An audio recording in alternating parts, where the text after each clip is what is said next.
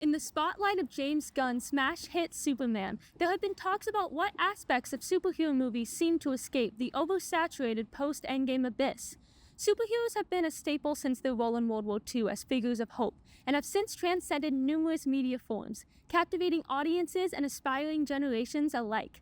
From comic books to animated TV shows to ever expansive cinematic universes, a simple question remains: what factors have allowed superheroes to transform from stories and wartime propaganda into modern cultural symbols? What makes us consistently seek out these stories, and what contributes to superhero films' slow decline or periodic resurgence? To answer these questions, we interviewed fellow UT professor Kirsten Bradbury to tell us how basic psychological theories can contribute to superhero trends. How children see superheroes and how they identify with them, I think is a very interesting question. It's a developmental question, right? So we have to think about the fact that children change over time. When do children start becoming interested in superheroes? Well, we have superhero PJs, right, for little bitty kids. There are certainly lots of times when even a 3 to 5 year old would put on a cape and pretend to be a superhero jumping around the living room, that kind of thing. But then as the kids get a bit older, I think that there's a lot of gender identity stuff that goes along with superheroism in the way that it's presented. So traditionally, anyway, we have a lot of little boys identifying with Batman and Superman and those kinds of characters.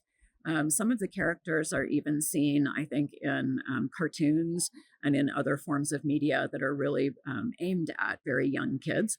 And so I would expect that most children have some exposure to the superhero concept quite early.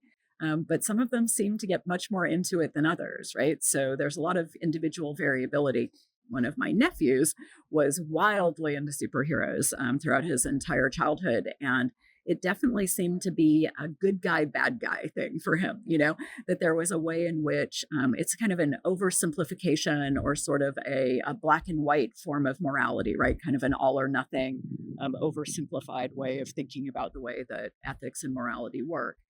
You want to be the good guy. You want to be the hero. You want to be the one who saves people, who rescues people. So it's a very pro social kind of a concept. Now, that said, I think kids can also pretend to be supervillains and that they do have that experience as well, but that it doesn't have as much of the same sort of internalization, right? The internalization of the identity, a lot of the time, this is sort of our best self that we're trying to think about. Consistent identification and childhood familiarity aren't the only factors necessary to become staples of the superhero genre. In fact, we have noticed new, darker twists in superhero characteristics. Our original figures of hope and dignity have since been met with a rise in antiheroes, or vigilantes, and villains that have transformed from a single maniacal threat to more realistic plots involving insider government corruption. Taking a darker tone worked for The Dark Knight, with many critics praising its departure from the past, more giddy portrayals like Batman and Robin. But there are limits from straying from the typical characteristics of a superhero.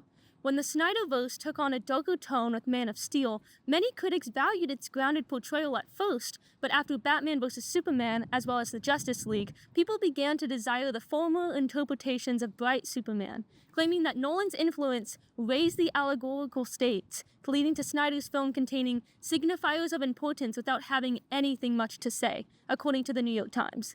But why do these shifts work for some and not others? Is this due to the style of the heroes themselves or something greater? This darker attitude may seem like the studio's way to differentiate from typical overused motifs of their early phase films, but some believe we can actually attribute these tonal shifts to the creation of plots that mirror the growing political instability and global conflict our world faces today. This concept of the sort of lightness or darkness, the depth of the sort of moral questioning and that kind of thing. I think it's really interesting that in times of social strife or trouble, when we're struggling or suffering, what we might really be interested in is something that is reassuring, right? Something that is a distraction, something that says maybe even harkens back to a day that people believe was here, that maybe wasn't actually realistically here, but was a time when things were simpler, and when people knew right from wrong, that kind of thing.